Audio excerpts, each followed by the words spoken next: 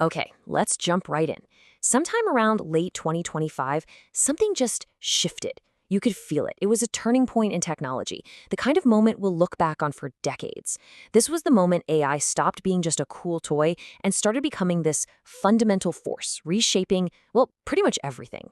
So, what we're going to do here is look at the next 5 years and break down the 10 biggest breakthroughs that are set to completely change the way we work, live, and even think.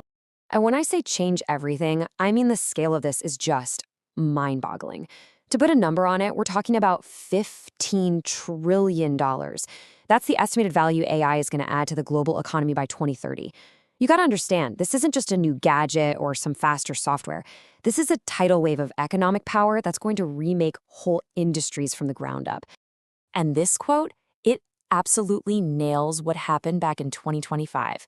We all got used to generative AI, right? The AI that could write an email or create a funny picture, but we blew right past that. We are now living in what's being called the agentic era. And the difference is simple but profound. AI went from just talking about stuff to actually doing stuff. So let's really break this down because this idea of agentic AI is the engine behind all 10 breakthroughs we're about to cover. Think about the big models that came out like GPT 5.2 and Gemini 3. They powered AIs that aren't just waiting for your next command. An agentic AI can take a complex goal, figure out all the steps needed to get there on its own, and then go out and execute that plan across different apps, websites, you name it. They're not tools anymore. They are autonomous doers. Here's probably the easiest way to think about it. The old chatbot, you ask it for a recipe, it gives you a recipe.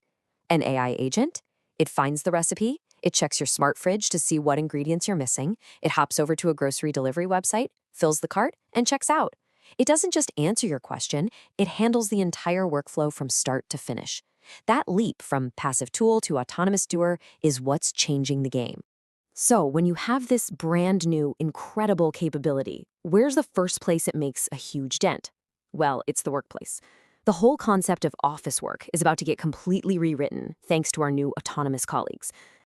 You're going to be hearing this phrase a lot, so get used to it. The synthetic workforce. The idea here is that AI agents are basically graduating. They're no longer just co-pilots that help you write code or an email. They are becoming, for all intents and purposes, autonomous junior employees that you can hand an entire project to. And this isn't just theory. This is a real-world example of how it works. Take Google's Project Mariner. They gave an agent a super simple goal. I want to make this specific meal for dinner. And that was it.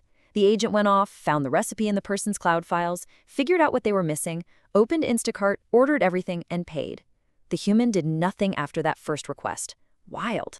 And when you can do that, you get this totally new, revolutionary business model, the one-person unicorn. I want you to really picture this. A single founder running a billion-dollar company, not with a massive office of people, but with thousands of AI agents handling customer service, managing the supply chain, running marketing campaigns, the whole shebang. The cost to start a huge company just collapses. And our jobs? They shift from doing the day-to-day work to simply orchestrating the AIs that do. All right, let's pivot, because if AI can completely upend how we do business, you can only imagine what it's going to do for our health. We are walking into an era where we can literally treat biology and disease like it's a software problem that we can debug. Just look at this timeline. The old way of making a new drug, you were looking at 10 years, maybe more, and billions of dollars. With AI, which can run millions of simulations of how molecules will interact, that entire process gets compressed. We're talking about going from a decade-long process to just a few months for a tiny fraction of the cost. And that incredible speed opens up a whole new world of medicine. We're talking about things like programmable immunity, therapies where a single shot can literally teach your body how to hunt down and kill cancer cells.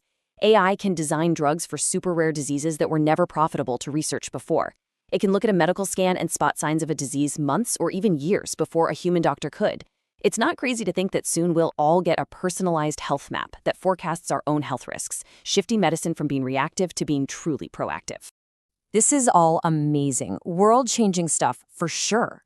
But what does it actually feel like in our daily lives? Let's talk about how our physical reality, the world right in front of us, is about to get a massive upgrade. The changes are going to be everywhere you look. First, expect to see humanoid robots become pretty common, handling chores around the house, helping with elder care. Then, say goodbye to staring down at your smartphone all day. That's going to be replaced by things like smart glasses, what we're calling cognitive wearables that can translate conversations in real time or overlay useful info on the world. Even your computer's operating system is going to change. No more hunting for files, you'll just talk to it. And behind the scenes, AI is going to kickstart a renaissance in material science, designing things like super batteries that could mean you only charge your phone once a week. So, we have this incredible future laid out: a synthetic workforce, cures for deadly diseases, a world of abundance. So, what's the catch, right? Because with this much power comes some really, really big challenges. And we have to go into this with our eyes wide open. Let's start with jobs, because it's a paradox. On one hand, projections show AI could get rid of around 92 million jobs by 2030. But on the other hand, it's expected to create 170 million new ones. So the net number looks good, right? But think about the chaos of that transition. We're talking about 92 million people who have to completely reinvent their careers. That's a societal challenge on a scale we've never seen before. And that really brings us to the most important question.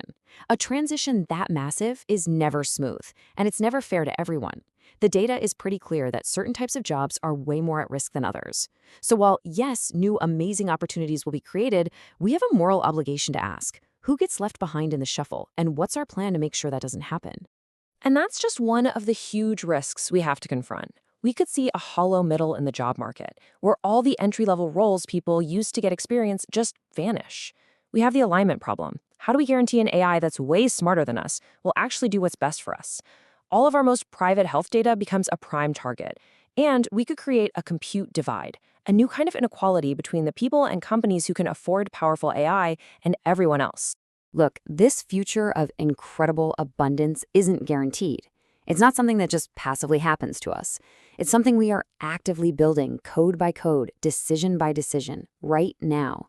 The choices we make about safety, about who gets access, about who's in control, those choices will decide whether this whole thing ends up being a utopia or a disaster.